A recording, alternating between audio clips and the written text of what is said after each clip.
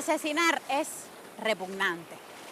Asesinar hombres amarrados y desarmados es sencillamente monstruoso y da idea de lo que podría esperar nuestro pueblo, de la contrarrevolución, de la reacción del imperialismo, si llegaran a imponer sus designios en esta tierra. ¿Cuál suceso provocó palabras tan estremecedoras del comandante en jefe Fidel Castro? ¿Qué ocurrió el 9 de enero de 1992 aquí y que fracturó la paz en esta playa paradisíaca del este de la capital? ¿Qué causas promovieron el crimen de entonces y permanecen hoy queriendo alentar el caos?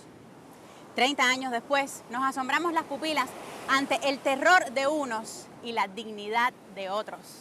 Eres, como siempre, bienvenida, bienvenido y viceversa.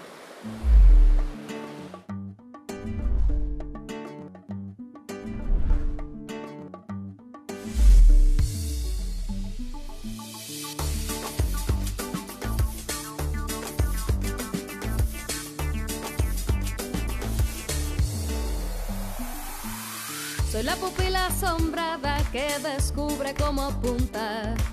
Soy todo lo que se junta para vivir y soñar.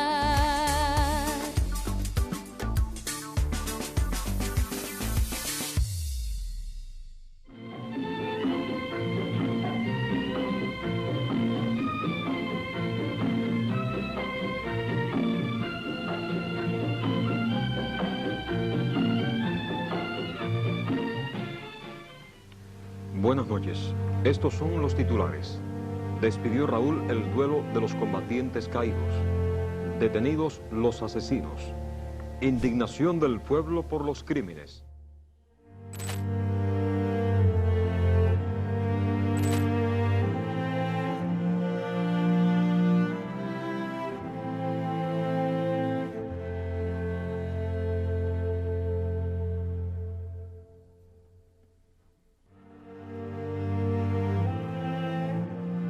Luchando por la vida hasta que en febrero ya falleció.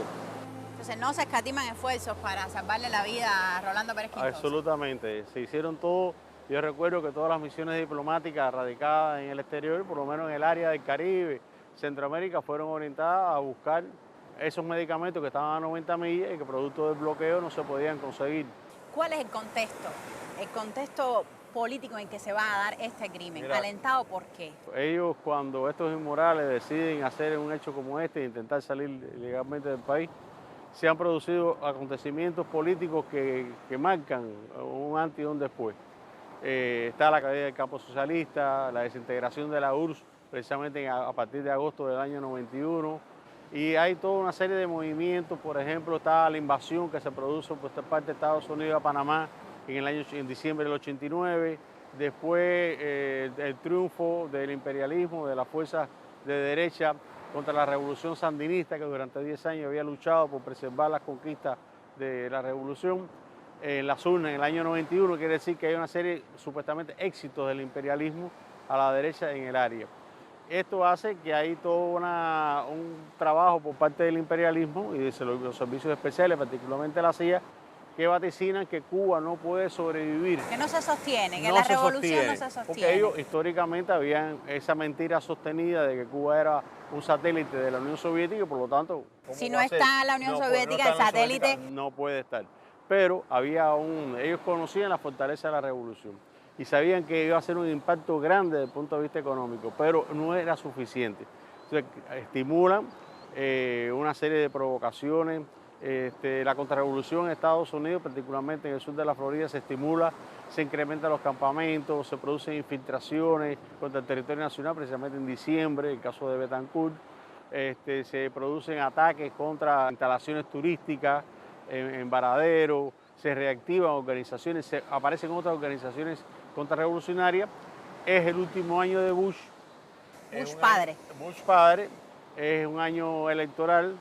Y en ese momento siempre, en los años electorales, la administración, el tema Cuba vuelve a salir y ellos aseguran que van a hacer todo lo posible para que derrocar la revolución cubana. Y entonces una de las cuestiones era incentivar las salidas ilegales del país. En aquel momento no se estaban cumpliendo los acuerdos migratorios que se iban a producir después del 94 y se estimula el éxodo descontrolado, peligroso, que se está produciendo de las salidas ilegales. Hay una restricción de la entrega de visas, hay todo un ambiente, hay que, por supuesto, por el impacto económico que tiene en la revolución y en la economía del país. Está viviendo una situación claro, muy... estimulado por cientos de horas, yo te digo cientos poquitos, miles de horas de transmisiones incitando a la violencia, a la desobediencia civil, la realización de acciones terroristas en el interior del país, hacer todo lo posible para ir erosionando las bases de la revolución, y esa era la parte que la CIA estimuló porque consideraba que no era suficiente el impacto económico que iba a tener. Y en ese contexto, bueno, estas personas, por supuesto, se lanzan estimulados por la ley Helmut, que estaba en ciernes, la ley Torricelli, que se estaba gestionando también ya para su aprobación, y también la ley de ajuste cubano, que privilegiaba la llegada de los cubanos a Estados Unidos por cualquier vía, y en este caso la vía ilegal. Es en ese contexto histórico que estas personas, estos inmorales, hacen un crimen tan horrendo como ese. Y esas variables, profe, que usted ha delimitado, ¿cómo conectan? Estamos hablando de algo que pasó hace 30 años y alguien podría pensar, ¿pero qué hacen Méndez y Karen hablando de eso ahora?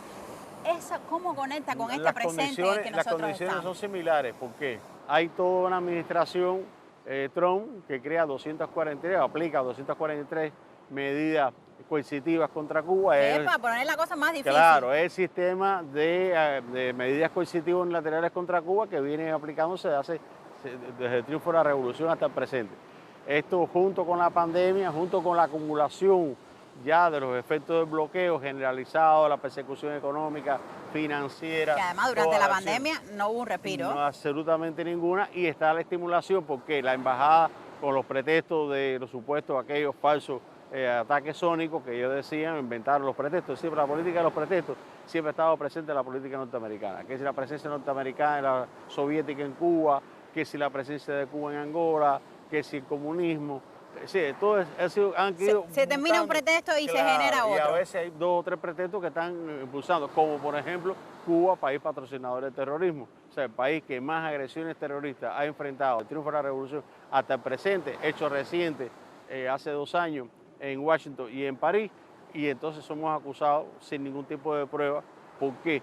Porque a los países que son calificados como patrocinadores del terrorismo conlleva una serie de medidas adicionales desde el punto de vista, y eso impide cualquier tipo de acción para el levantamiento del bloqueo, relaciones con Cuba, financiamiento, todo aquello, porque está teniendo relación con un país que supuestamente, o no supuestamente, según la opinión de ellos, patrocina el terrorismo. Entonces, en ese contexto que se produce esto. Ahora, ¿cuál es la situación actual? Está igual. Cierran la embajada, no hay forma de obtener las visas, no hay una migración ordenada, legal. Hay un ambiente también incitado a las salidas ilegales por el apremio que hay dentro de la carestía de productos generados precisamente por el bloqueo, por la pandemia, por la escasez de recursos financieros para poder adquirir los medios para producir y alimentos inclusive, y las medicinas, que es importante también el acceso a las medicinas. Porque recordemos, cuando hay la licencia aquella que aprobó el Congreso, estaba supeditada a una serie de condicionantes. Había que incluso decir quién se iba a tomar la aspirina que iba a ser entregada. Y por supuesto no al gobierno, porque eso beneficiaba, o como decían ellos, le daba oxígeno al gobierno de Cuba. Por lo tanto había que restringir esa entrega. O sea que supuestamente había la buena voluntad de Estados Unidos de permitir la adquisición de medicamentos, pero por otro lado, en la concreta pones tantos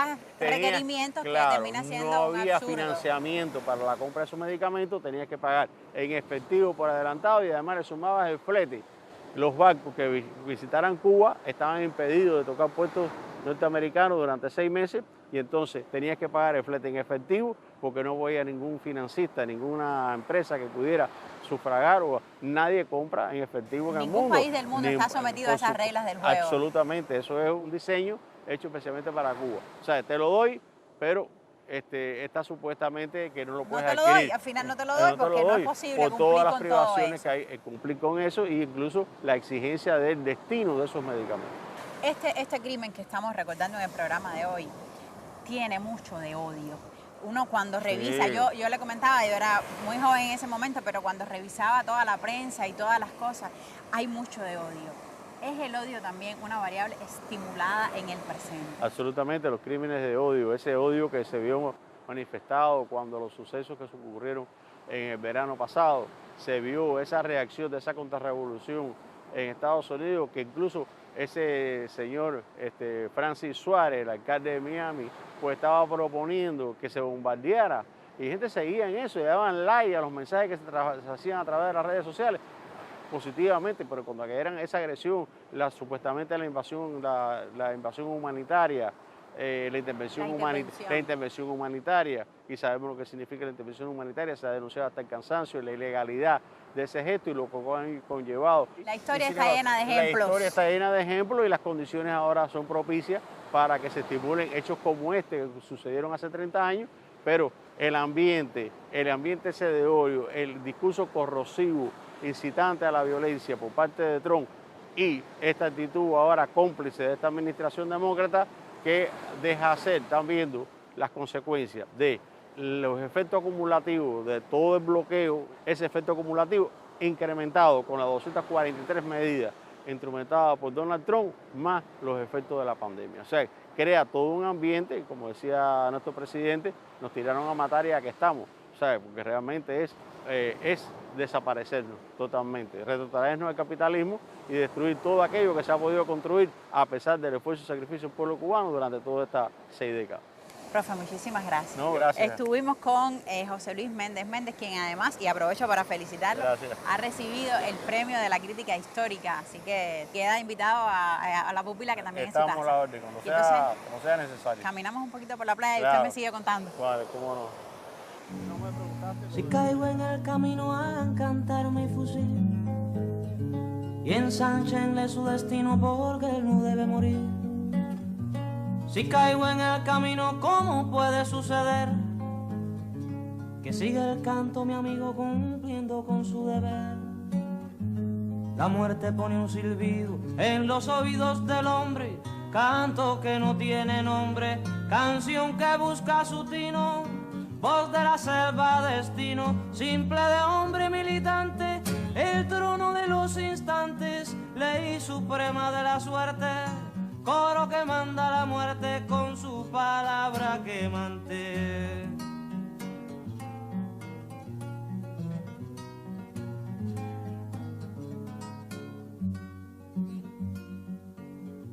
Si caigo en el camino hagan cantar mi fusil y ensanchenle su destino porque él no debe morir. Si caigo en el camino, ¿cómo puede suceder? Que siga el canto mi amigo cumpliendo con su deber. Canción de cualquier soldado es la que quiero cantar y con ella confesar que es un canto enamorado, porque la canta el de al lado, el de ayer, el de después. Canción que nació una vez, que se navegaba el mundo, cuando elegimos el rumbo, bajo la estrella de Che. Si caigo en el camino, hagan cantar mi fusil y ensanchenle su destino, porque él no debe morir, porque él no debe morir.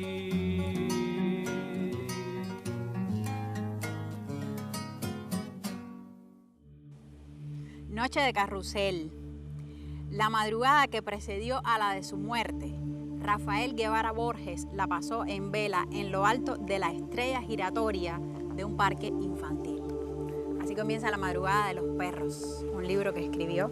Bienvenido, Julio. Qué bueno que acepte conversar con nosotros sobre esta investigación que realizó en cuánto tiempo de los sucesos del crimen de Tarará a que usted, unos meses fue lo que pasó. Sí, realmente las coordinaciones y eso la comencé en el mes de noviembre. De ese mismo 92, año 92. Del 92. Y el libro lo entregué en el mes de junio del 93. 7 meses le tomó esta investigación en la que hay testimonios, en las que hay las voces de muchas personas para contar desde el periodismo, porque es justo decirlo, el crimen de Tarará. ¿Qué pasó aquí el 9 de enero de 1992? Aquí ocurrió un hecho salvaje, ¿no? y fue el ametrallamiento de 4 jóvenes por un individuo que venía al frente de un comando, prácticamente pudiera decirse, a asaltar esto con el fin de llevarse una de las lanchas. Para salir del país. Para salir del país, en una salida clandestina. Lanchas que estaban aquí, ¿por qué? ¿Qué cosa está pasando en el Tarará de ese año 92 que hay ahí en la base náutica, unas lanchas que se utilizaban con qué fin? Esto era la ciudad de los pioneros y esas eran embarcaciones para los niños, para paseo de los niños. Ya había cesado el plan de Tarará, porque estaba en pleno periodo especial. Pero había un grupo de niños de Chernobyl que estaban aquí. Sin embargo, esa noche, que es una noche tranquila, la noche del 9 de enero de 1992, ¿qué está pasando en ese lugar que está detrás de usted? ¿Quiénes están ahí? Un poco para intentar recrear la tranquilidad que fue totalmente despojada. Ahí hacían las guardias los compañeros de guardafrontera y del Cuerpo de Vigilancia y Protección, para cuidar precisamente la base náutica. En esos momentos estaba el compañero que relevó a las 12 de la noche, Orosmán Dueñas Olero, y Rafael Guevara Borges, que estaba de recorrido. Pero él llegó ya cuando el otro individuo, el que venía a saltar, estaba conversando con Orosmán. Porque quien viene se conocen, porque estamos hablando de que, digamos, el líder de este grupo es una persona que había trabajado aquí. Y sin embargo, en ese momento no está trabajando. ¿Por qué? Porque... ¿En qué proceso está viviendo? Había violado a una muchacha aquí. A una trabajadora también de aquí. Estaba sujeto a ese proceso. Y entonces Almeida, porque estamos hablando de Almeida, sí. Almeida viene y se pone a conversar con el pretexto de que él es alguien conocido aquí por los compañeros. Por eso es que, digamos, le permiten la entrada, ¿no? Le dan entrada, como decimos los cubanos. Eso es lo que pasa. Y entonces, ¿qué va a suceder después cuando él está conversando? El problema es que por detrás de la casita vienen individuos que están de acuerdo con Luis Miguel. Incluso por arriba de la casa uno de ellos sube. Vienen armados con machetes, tubos, una navaja. Uno trae una llave de extensión. Entonces, bueno, se produce ahí, ellos irrumpen. De manera violenta. De manera violenta. Si entran con el tubo en la mano. Sí, a golpe. Y entonces, estos muchachos reaccionan. Y reaccionan de una forma heroica. Pero están en desventaja. Porque Orosmán había cometido el error de entrar a la casita y depositar el fusil allí, ponerlo allí. Un ratico antes. Un ratico antes. Y no tuvo tiempo de coger el fusil. O sea, lo toma ya en un momento en que le han entrado a golpe y él llega a coger el fusil.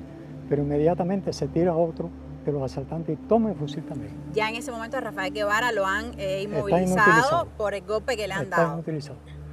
Y entonces llega Luis Miguel con una bayoneta y con el cabo de la bayoneta le da un golpe aquí a Orosmán que pierde el sentido. Y ahí entonces ya cuando ellos toman la base náutica. ¿De cuánto es el grupo de asaltantes? El grupo es de 7, Ajá. Pero son 4 los que vienen aquí. ¿El grupo está integrado por quiénes? ¿Cuál es la composición? Son 4 hombres los que vienen, que forman el grupo de asalto, más otro que era el que iba a manejar la lancha, pero que no hace acto de presencia aquí. Se mantiene con las 2 mujeres. Y una niña. Y una niña. Una menor de edad involucrada en toda esta historia. 4 años. Y entonces, bueno, cuando asaltan esto aquí ya, ellos se van para el río y dejan a uno aquí con el fusil cuidando a estos otros, a los muchachos. Pero él tiene miedo de que se vayan. Aquella tropa se le vaya y los dejen aquí. Y lo dejen aquí. Y entonces abandona su abandona su función aquí y va para allá. ¿Qué ocurre? Y había un compañero aquí que ellos no llegaron a saber que estaba ahí. Entonces él se retira y después escucha un escándalo y viene por la parte de atrás de la casita. Y ve el panorama. Y ve el panorama. Se encuentra ya a Guevara y a Orosmán. Sale corriendo hasta la posta 1 y avisa. Entonces, por la posta 1 están Rolando Pérez Quentosa y Yuri Gómez Reynoso, que toman la bicicleta, ellos andan en una bicicleta y vienen hasta aquí. Ellos no ven al grupo de asalto. No saben lo que está pasando No saben lo que está pasando. en la lancha. Entonces se meten dentro de la casita y empiezan a desamarrar. Auxiliar a sus a estos compañeros. muchachos. Pero la mujer de Luis Miguel, ella oye un escándalo. La esposa es la que le da la alerta. Le da el alerta, según ella me dice a mí. Entonces él toma el fusil y viene hacia acá. Rolando Pérez Quintosa, que está de la parte de adentro, lo ve. Y saca el arma y le dice, ríndete que tú estás rodeado. Y él, como respuesta, lo que hace es que mete una ráfaga. Que coge a Una Orozmán, ráfaga con estamos hablando de un fusil. de un fusil AKM, un fusil de asalto, el mejor fusil de asalto del mundo. Esa primera ráfaga alcanza a Orozmán y a Pérez Quintosa. Y bueno, él le entra después a la casita y Orozmán está vivo. Y le dice, hijo de puta, me estás matando. Entonces se para delante de Orozmán, que está amarrado, totalmente, y le mete un rafagazo. Y lo ultima. Ya está muerto Yuri, está muerto. Y Rafael no ha recibido un solo balazo. Entonces, cuando él va saliendo, él ve a Rafael, Rafael lo mira y le dice, Luis Miguel, fuimos amigos. Dice, en momentos como estos yo no tengo amigos. Él le mete un rafagazo de 9 proyectiles. Pero eso no lo mata. Eso no lo mata. O sea, él no muere de inmediato por eso. Es René quien toma la pistola de Yuri, la pistola Makarov, y entonces él está en esta posición, le levanta la cabeza y lo remata, le da un tiro en el corazón. Que ese disparo, según el estudio de medicina legal, le partió el corazón a Rafael.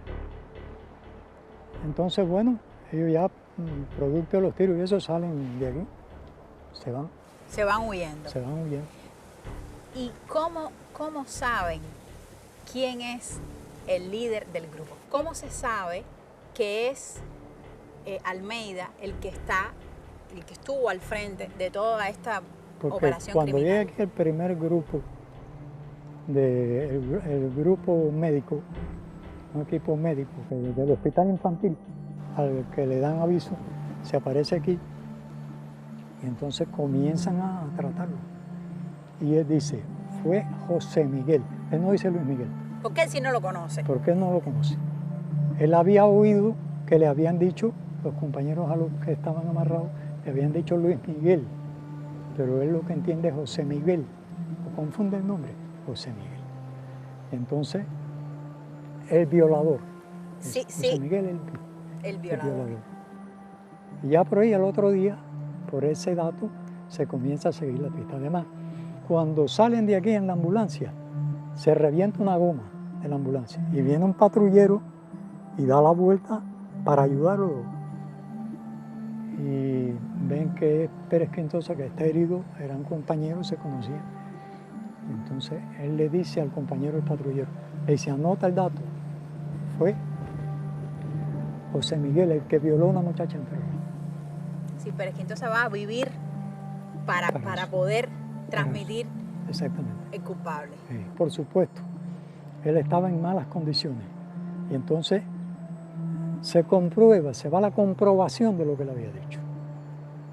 Entonces, por la daga con la que él le dio, que era una bayoneta de fusil SKS, con la que él le había dado el golpe a Orozmán, él la había dejado en la lancha. Pero esa misma bayoneta la había enseñado anteriormente a un compañero del Cuerpo de Vigilancia y Protección. Que la reconoció y dijo. Que la reconoce, dice. Ese ¿Cuánto tiempo van a tardar las fuerzas en detener, en capturar? 26 horas más o menos. Fue lo que demoró desde que ocurrió el hecho a que los tomaron presos allá en el Mariel. En el Mariel, en Boca del Mariel. Que fue una operación muy rápida, policíaca, muy profesional. Porque allí el jefe de la Brigada Especial de la Policía, el coronel José Rodríguez, fallecido recientemente, Joséito, dijo a los compañeros que dentro de esa casa había niños y que no podía sonar ni un disparo. Nosotros empezamos este programa con un fragmento del noticiero donde el locutor Edel Morales dice en sus titulares, capturados los autores del crimen de Tarará. ¿Cómo recuerda usted, y ahí le pido que salga el periodista, que yo sé que usted es el cronista, cómo recuerda usted la reacción del pueblo de Cuba ante semejante barbarie, como la definía usted? Desde el momento en que se dio la información, ¿cuál fue la reacción de la gente? Se pusieron las fotos, además la gente se indignó, porque era un acto indignante, ¿no? Realmente. Y inmediatamente comenzaron a colaborar. Y lo bonito que tiene esto es que a pesar de que había gente que hablaba de linchamiento, no hubo tal cosa, no hubo maltrato, no hubo tal linchamiento. Y se hizo justicia. Se hizo justicia. Porque también hubo mucha gente, uno revisa la prensa de la época, las montones de entrevistas que se le hacían a las personas por la calle, a artistas, a maestros, a médicos, a amas de casa, y la gente decía hay que hacer justicia, porque ha sido un crimen incalificable lo que se ha cometido. En el juicio, Karen, se vio eso. La cantidad de personas que fueron allí estaban de la parte de abajo, frente a la audiencia, donde se hizo el juicio, esperando a que salieran los individuos. Y ahí sí la Brigada Especial tuvo que ponerse duro. Y protegerlos. Y protegerlos. Proteger a los criminales. Bueno, el libro termina precisamente con algo así. Así mismo termina. Yo le quiero agradecer su conversación, su libro, La Madrugada de los Perros. ¿Por qué se llama La Madrugada de los Perros? Es un capítulo, no es subliminal, es un capítulo que hay por unos perros que salieron aquí en Selimar, a esa hora ladrándole a la gente que se iba. Y el dueño de los perros le llamó aquello la atención. Al otro día vino, él vio un grupo de personas que iban, y al otro día vino y informó. Y eso fue otra pieza de rompecabezas. Otra pieza de rompecabezas. Muchísimas gracias. Y ya con la primera información, mi compañera Rosalía Arnáez. Gracias, Edel. En horas de la tarde de hoy fueron sepultados en el Panteón de las Fuerzas Armadas Revolucionarias los combatientes del Ministerio del Interior, sargento de tercera Yuri Gómez Reynoso y el CBP Rafael Guevara Borges. El general de ejército Raúl Castro, ministro de las FARC, despidió el duelo de nuestros héroes. Estamos ante un hecho, ante todo político, ante una acción por sus motivaciones y consecuencias contrarrevolucionarias. Somos una vez más el pueblo enérgico y viril, cuyas lágrimas hicieron temblar a la injusticia y hoy sobrecogen de pavor a los culpables.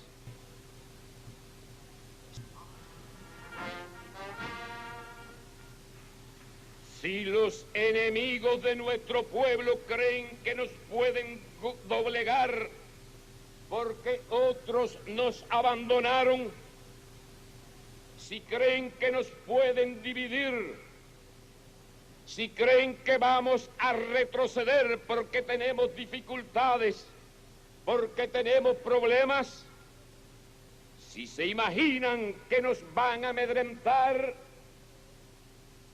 si no escarmientan y persisten en provocaciones y en atrocidades como la que tuvo lugar en la base náutica de Tarará,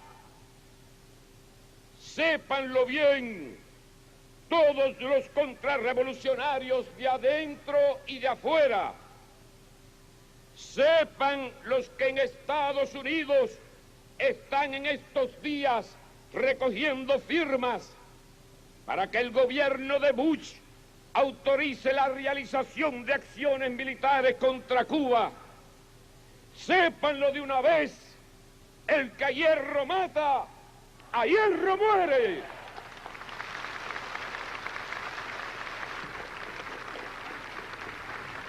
A Yuri, a Orozmán y a Rafael, hasta siempre.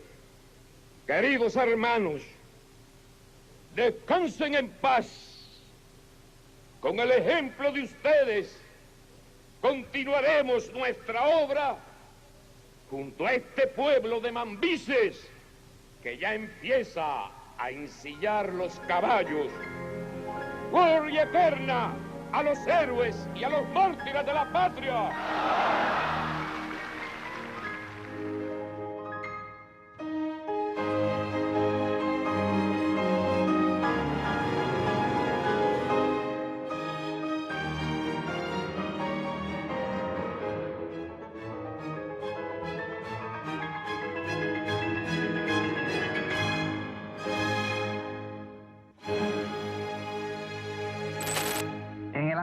De Rolando Pérez Quintosa, quien se encontraba ingresado en el momento de producirse esta peritación en el hospital Luis Díaz Sotos, pudimos establecer que el mismo presentaba 5 orificios de entrada de disparo por arma de fuego, 4 de ellos ubicados en su tronco y 1 ubicado a nivel de la rodilla derecha.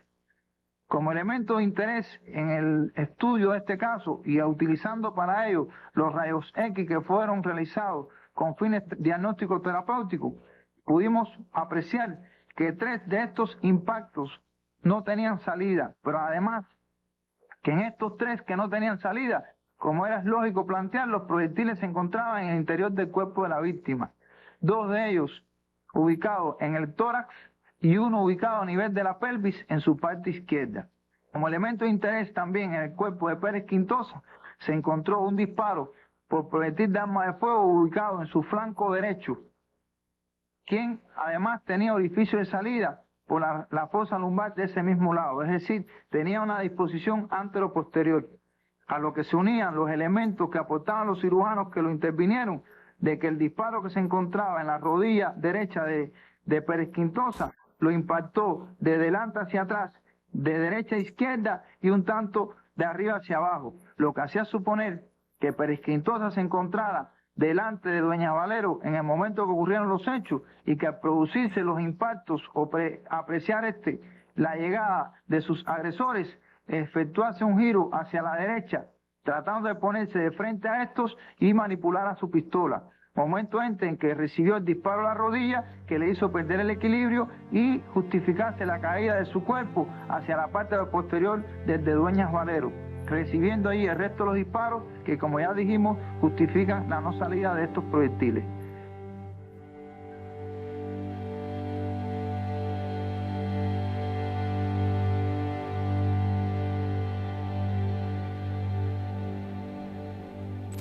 La edición dominical del Juventud Rebelde del 16 de febrero de 1992 traía en portada la noticia: falleció Rolando Pérez Quintosa. Lo que pasó en los 30 y tantos días anteriores a esa fecha nos lo va a ayudar a recordar el doctor Pablo González, quien era en ese momento director del Hospital Naval, del Hospital Luis Díaz Sotos. Bienvenido, profe, a la pupila. Bienvenido, Karen. Gracias por estar aquí con nosotros, gracias por aceptar ayudarnos a entender las cosas que hicieron los médicos, las doctoras, las enfermeras, el país, durante esos días que transcurrieron entre el crimen que hemos narrado que ocurrió aquí, en este sitio donde estamos sentados, y lo que ustedes allí hicieron por salvarle la vida a Rolando. ¿Qué pasó? ¿Cómo fueron esos días? ¿Cómo los vivió usted desde su condición de médico? Desde esa cosa terrible que fue la noticia de haber tenido a ese jovencito. Estamos hablando de un hombre que tiene 23 años en ese momento. 23 años. Un jovencito y que está ahí luchando por su vida. Cuéntenos. Bueno, han pasado 30 años de ese hecho. Recordamos que se produjo el 9, en la madrugada del 9 de enero del año 1992. En esa madrugada llegó al cuerpo de guardia de nuestro hospital un joven, el sargento Rolando Pérez Quintosa, que procedía de este lugar, es decir, de los hechos que todo el pueblo conoce que sucedieron aquí, el hecho vandálico, el crimen producido donde quedaron 3 compañeros fallecidos a consecuencia de la agresión. Y él es el único que sobrevive en lo inmediato. Él es el único que de inmediato sobrevive, que logró escapar, porque realmente, bueno, no conocieron que estaba muerto. Es decir, pensaron que no estaba fallecido. Lo dieron como muerto. Posteriormente, al asistir los compañeros de la PNR y los compañeros que estaban aquí en Tarará, pues con una camilla lo llevan hasta una ambulancia, la ambulancia que había aquí. Hubo dificultad con esa ambulancia después, tuvo algunos problemas y hubo que cambiar para otra. Y llegó en la madrugada, en las primeras horas de ese día 9, a nuestro cuerpo de guardia. Normalmente una institución como en este caso la nuestra, ¿no? El Hospital Naval, un hospital general, con su guardia de cirugía, con la guardia de todas las especialidades, pues tiene las condiciones para enfrentar un caso de este tipo. Fue evaluado adecuadamente, fue intervenido quirúrgicamente y bueno, así procedió esa madrugada, esas primeras horas, ¿no? Ya en la mañana se conocen detalles de los hechos, se comienza a trabajar en ese sentido y a partir de las noticias que se emitieron, pues los médicos de otros hospitales, las direcciones de otros hospitales también se sintieron muy conmovidas con esta situación. Igual fue la reacción, los llamaban. Y nos llamaban planteando que era necesario apoyar. Realmente nosotros teníamos las condiciones que tenía el país. En ese momento puedo decir que se cambió la dinámica de la institución. ¿En qué sentido? El hospital abrió las puertas y las ventanas para toda aquella persona, todo aquel especialista, todo aquel científico, toda aquella institución que pudiera en un momento determinado brindar su granito de arena con el objetivo de salvar la vida del compañero Pérez Quintosa. ¿Cuánto personal llegó a estar involucrado directamente en su atención, profe? Bueno, el comandante lo señala, incluso en su discurso, que hubo alrededor de 70 personas y hubo momentos que permanentemente hubo hasta 50 compañeros, entre médicos, enfermeros, científicos, especialistas de diferentes ramas, en función de salvar su vida, de luchar por su vida. También en el tratamiento de Pérez Quintosa se incorporaron equipos novedosos, equipos de nuestro país, que ya estaban en uso. Se incorporó un equipo de flujo laminar en la sala de terapia intensiva, específicamente en su habitación, con el objetivo de mantener lo más limpio posible de bacterias, ¿no?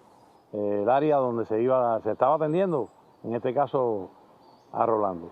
Y es la primera ocasión en que en una sala de terapia intensiva se instalaba un equipo de esta característica, ¿no? Ahorita cuando poco preparamos la entrevista, usted me comentaba que hasta trajeron personas de otras provincias del país, no fue solo La Habana la que estuvo ahí dando su solidaridad. Bueno, como sabemos, en La Habana está la mayor cantidad de los centros científicos, ¿no? Y esos también llamaron de los hospitales, recuerdo del Calixto García, llamaron del Hospital Cimé, Hermanos Almejera, así, de institutos. Pero este paciente, en un momento de su evolución, se pensó realizar un proceder que después se realizó de abdomen abierto, por la magnitud de las lesiones que tuvo, la situación, las veces que hubo que operarlo, y había una persona, que era la doctora Pura Vilés de Holguín, que realmente era una experta en ese tipo de procedimiento, de ese proceder. De inmediato la llamamos y ahí estaba esperando ya que la localizáramos, tenía su maleta, por así decirlo. Y Pura vino, se incorporó a este equipo de trabajo durante todo el tiempo que estuvimos en la lucha por la vida de Pérez Quintosa. Y vivió allí, al lado de él, todo el tiempo. En ese mismo discurso de Fidel que usted recordaba, profe, él cuenta las peripecias que tuvo que hacer la medicina cubana, el gobierno cubano, para poder conseguir determinados antibióticos que eran necesarios para tratar la sepsis que estaba viviendo el paciente, y cómo hubo países que se negaron supuestamente estaban violando el embargo. También la solidaridad internacional estuvo presente para al final poder conseguir los medicamentos necesarios que no teníamos en el país. Bueno, algunos antibióticos hubo que traerlos del exterior y de inmediato, bueno, llegaron. Pero en un momento de la evolución, cuando se había controlado bastante la infección, pero había ya un proceso toxinfeccioso en el organismo de Rolando, los médicos, en la discusión, en el análisis, se llegó a la conclusión de que había un medicamento novedoso, un monoclonal, que lo poseía los Estados Unidos. Y quisimos adquirirlo. Realmente, por supuesto, la negativa vino de inmediato. Y se hicieron gestiones en otros países, en terceros países, en este caso de Europa, países desarrollados de Europa. Y la respuesta fue que realmente no era factible vender ese monoclonal a Cuba porque realmente violaba las leyes norteamericanas.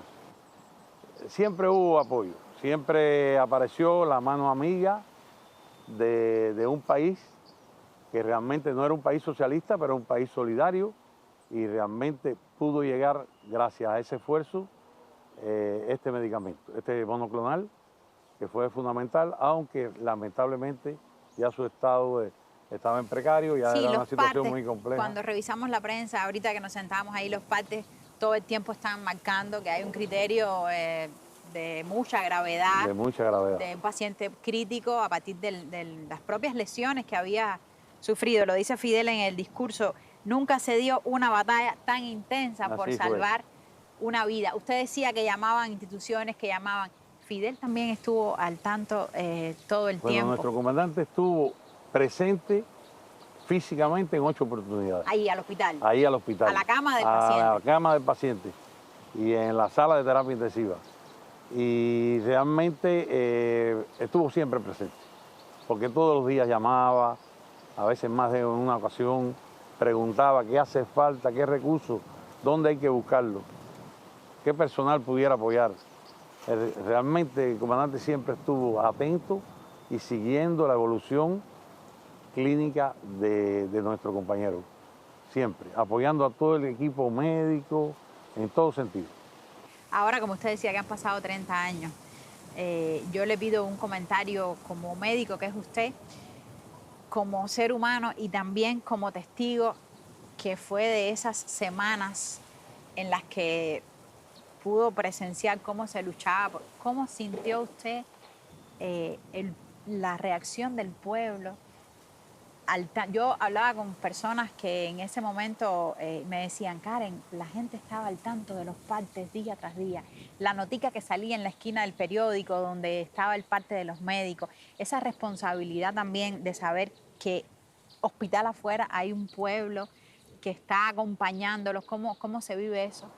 Desde Karen, ¿cómo lo recuerda usted? Nos sentimos siempre acompañados de nuestro pueblo. Las llamadas eran constantes, preguntando sobre sus familiares que estaban ahí. Los familiares estuvieron todo el tiempo, sus padres, su mamá, su esposa, es decir, ahí estaban. Pero el pueblo llamaba constantemente, llamaba para saber cómo está, qué posibilidades tiene de vida. En fin, había un sentimiento muy grande sobre Rolando, sobre su recuperación, sobre su estado de salud. Eso no lo olvidamos, de verdad. Muchas gracias por la entrevista, muchas gracias por recordar con nosotros esos días tan difíciles para la medicina cubana también, que de pronto tenía en sus manos esa responsabilidad. Cuídese mucho, mucha salud. Gracias, y ojalá Karen. vamos a conversar pronto. Muchas gracias. A usted.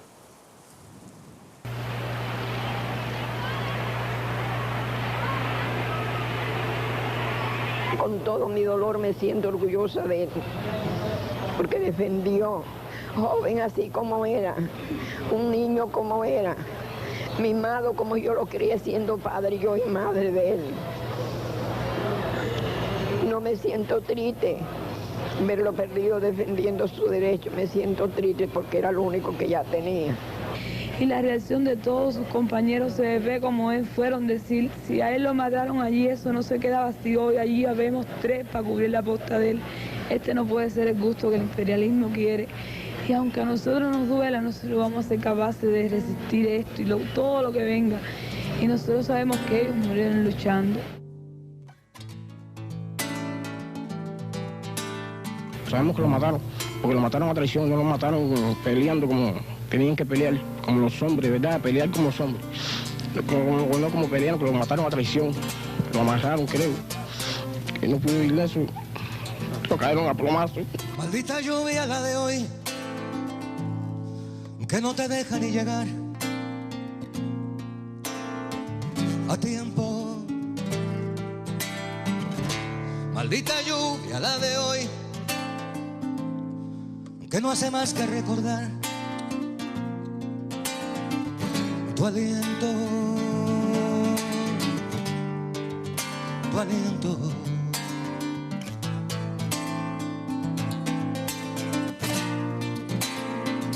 Tu aliento. Llueve, tú no has llegado y un gorrión pierde sus alas. El polvo que anda acumulado en mi ventana la desfigura y me la vuelve como un mapa.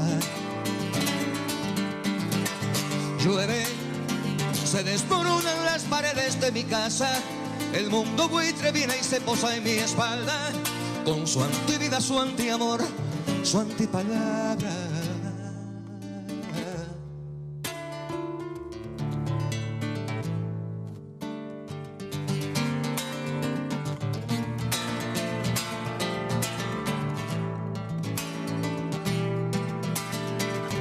Maldita lluvia la de hoy, que me hace ver el mundo en blanco y negro. Maldita lluvia la de hoy, desgarradura en el cristal del viento, del viento.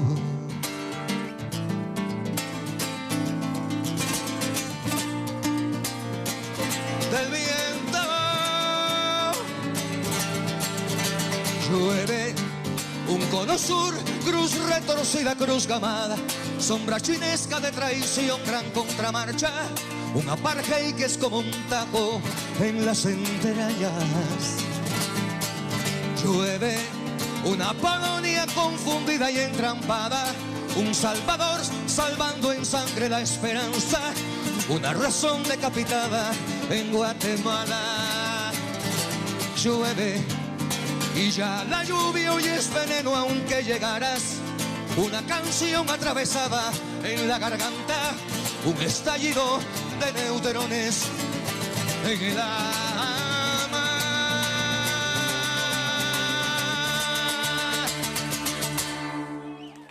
Esta pupila se despide con el texto que un cronista publicara en la revista Bohemia en aquellos días dolorosos de inicios de 1992. Ni Rolando, ni Yuri, ni Rafael, ni Orozmán podrán hablar nunca más, pero tampoco callan del todo. El lenguaje de los muertos es más convincente que el de los vivos. Cuando en las breves pero emocionadas palabras del sepelio de Rolando, Fidel reiteró la doble disyuntiva de la Revolución Cubana: socialismo o muerte, patria o muerte. Los 4 combatientes caídos no pudieron responder venceremos, como el resto de la multitud allí reunida, adolorida. Los muertos no hablan. Su idioma es el frío silencio de las tumbas, del mármol.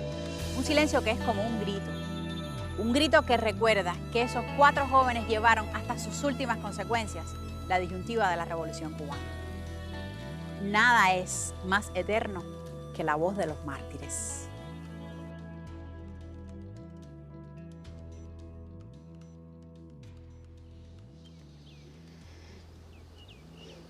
Asesinar es repugnante. Asesinar a hombres desarmados y amarrados es sencillamente monstruoso. Y da idea de lo que podría esperar nuestro pueblo, de lo que podrían esperar nuestros jóvenes, nuestros estudiantes, nuestras madres, nuestros combatientes de la contrarrevolución, de la reacción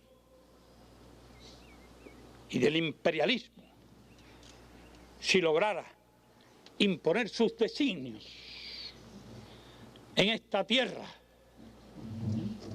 si lograran aplastar la heroica resistencia de nuestro pueblo. De más está decir, porque todos ustedes lo saben, que estos señores, si logran escapar, a pesar del cuádruple asesinato y de la triple violación, habrían sido recibidos en Estados Unidos como héroes, como han recibido a tantos otros, como recibieron a los principales asesinos que mataron a miles y miles de cubanos durante la tiranía de Batista. Los recibieron con todo su dinero, con todas sus fortunas y con absoluta impunidad, como han recibido a lo largo de estos años a tantos delincuentes que buscaron amparo allá en Estados Unidos.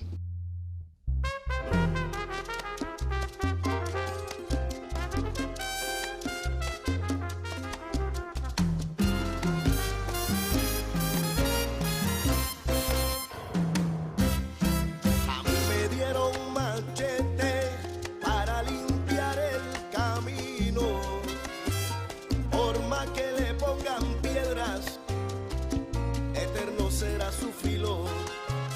A mí me dieron la voz para canción poderosa, por eso me nace tierra de las entrañas rocosas. Te doy otra canción, el sol tiene 1000 costados, para cantar los caballos, los gallos finos respetan. Esta isla es un cometa, para cantar los caballos, los gallos finos respetan. Esta isla es un cometa, papalote que nunca se irá a Bolina, que no pretende la cima, que es del azul más hermoso, que siempre será dichoso al pasar el temporal, y si se llega a quebrar será un pez buscando fondo. Es aire en pecho de sal, es aire en pecho de sal. Aire, a mí me dieron machete para limpiar el camino, por más que le pongan piedras, eterno será su filo. A mí me dieron la voz para canción poderosa, por eso me nace tierra de las entrañas rocosas. Te doy otra canción, el sol tiene 1000 costados, ya cantaron los caballos, los gallos finos respetan. Esta isla es un cometa, ya cantaron los caballos, los gallos finos respetan. Esta isla es un cometa,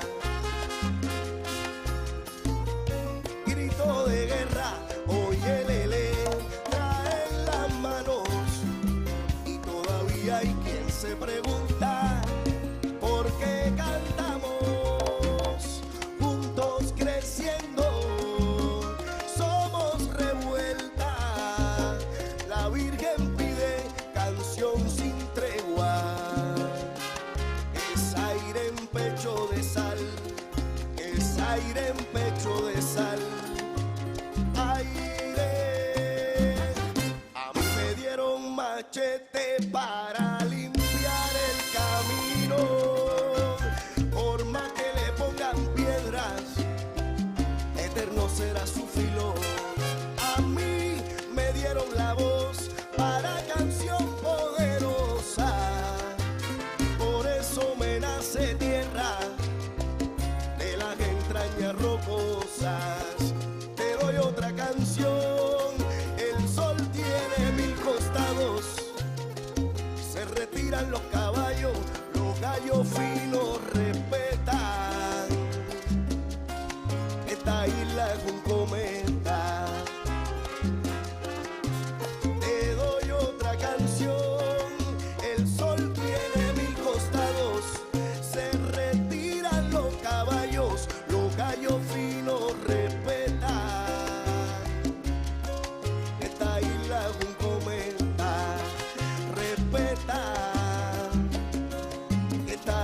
junco